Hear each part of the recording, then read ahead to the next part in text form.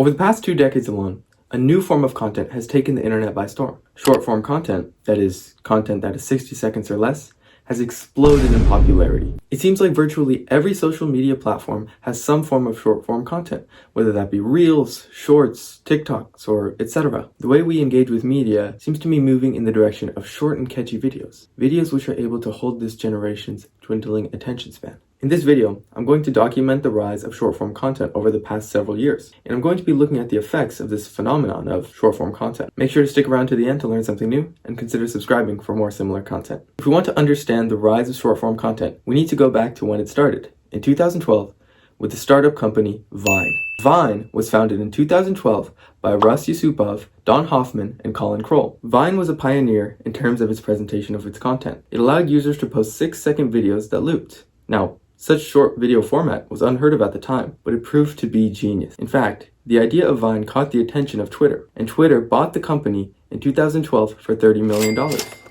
Then, in 2013, the app Vine officially launched, and it soon exploded in popularity. In just a few months, it became the #1 app in the App Store. People loved the funny, homemade feel of Vine. And, in addition, some people who posted on Vine seemed to go famous overnight, amassing very large followings. However, in June of 2013, Instagram, likely because of Vine's success, introduced the ability to post 15-second videos. Although Vine maintained popularity, many big Vine personalities moved over to Instagram or even to YouTube. In addition, the rate of Vine uploads was on the decline. In 2016, Twitter announced that it would be discontinuing Vine. Now, the details of Vine's discontinuation are not as important here, but what is important is what Vine introduced. Short-form content. Vine, although it may have disappeared, it left a lasting legacy, which would lead to the growth and success of other platforms with short-form content. This brings us to our next focus, which is Musical.ly. Musical.ly would be the next big short-form platform, which had an arguably larger influence on the short-form phenomena than Vine did. Musical.ly was founded in 2014 by Alex Zhu and Luyu Yang. It was a short-form video sharing platform that had a special emphasis on videos of people lip-syncing. Users could post videos from 15 to 60 seconds long. Over the next couple of years, the developers of Musical.ly would work to broaden the focus of the app to more than just lip-syncing videos. In addition, the developers would work to improve the feed personalization aspect of the app.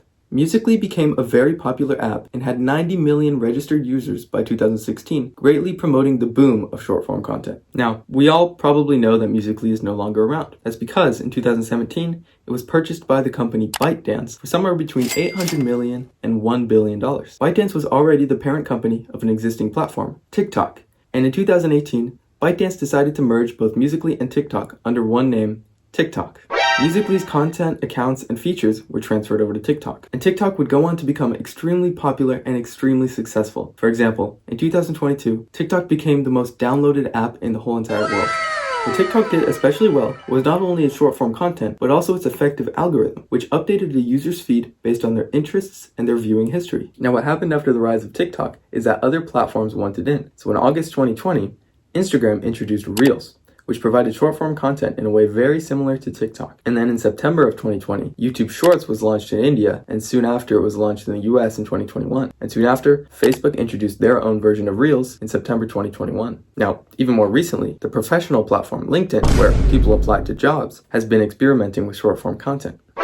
And thus, the proliferation of short-form content is absolutely enormous. It seems like every single social media platform has some kind of short-form content where users can scroll and watch short, concise videos. The rise of short-form content has surely come with consequences, namely in the form of dwindling attention spans.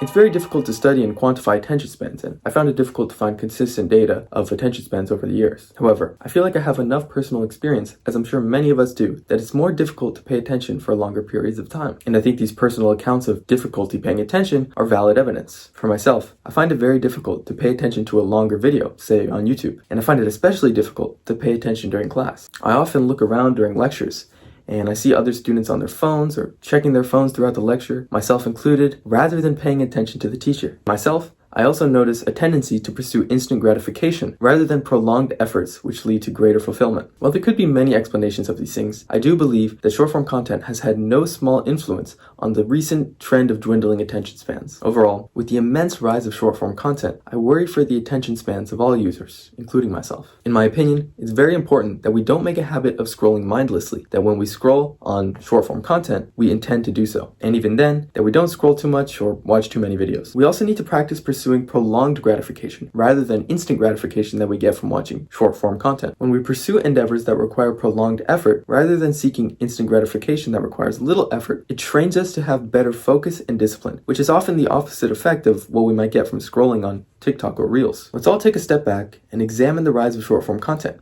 And in doing so, let's fix our attention spans.